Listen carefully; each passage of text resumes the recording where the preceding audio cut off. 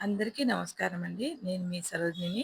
ఈ 4గో వారం వ్రతమైతే నేను ఇంటి ముందు చక్కగా గుమ్మాలు, ఇల్లు అలంకరించుకొని అంతా కూడా లోపల మాత్రం మనం అలంకరించుకునేటప్పుడు స్వామివారికి ముందు మనకి దేవుడి గదండి. మనకి పూజా మందిరంలో తప్పకుండా కూడా స్వామివారికి 2 దీపాలు పెట్టండి. వీలైతే 2, వీలు కాకుండా ఉంటే ఒక్కటైనా పెట్టండి. చక్కని చీర కట్టుకోండి. మీ దగ్గర ఉన్న దాంట్లోనే ఒక మంచిది చూసి కట్టుకొని చక్కగా రెడీ అయ్యి ఈ పూజనైతే చేసుకోవాలండి. నైటీ మీద, డ్రెస్ మీద అంటే మీ ఇష్టం అండి. మీరెలా చేసుకుంటే అలాగే. కానీ చక్కగా మనం ఓ చీర కట్టుకుంటే మనకైతే మంచి ఫీలింగొస్తదండి. మనం పూజ స్పెషల్‌గా చేస్తున్నాము అనే ఫీలింగుంటదండి. నేను ప్రతిరోజు స్వామివారికి అభిషేకము, పూజ చేస్తూనే ఉంటానండి. కానీ ఇంకా ఏదో ఒకటి ఒక్కొక్క రోజు నైటీలో కూడా చేసేస్తానండి.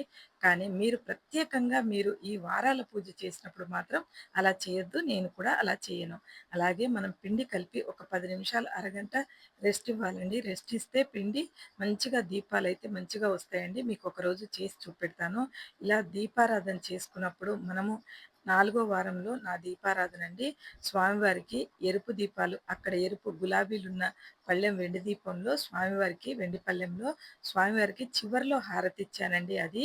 చాలా మంచిదండి. ఎరుపు పూలు అన్నీ చక్కగా ఇలా డెకరేషన్ చేసుకొని ఒక పళ్ళెంలో మనము గులాబీ పూలుంటే పళ్ళెంలో చక్కగా రెడీ చేసుకొని స్వామివారికి చివర్లో ఇయ్యండి. ఏదన్నా దిష్టి ఉంటే పోయేలాగా ఎరుపుతో ఇవ్వండి. అంటే ఎరుపు నీళ్ళతో కూడా ఇవ్వచ్చు స్వామివారికి. ఇన్ని తులసి దళాలు దొరికాయండి నాకైతే. ఇలా వెలుగులో ఎంత బావున్నారండి.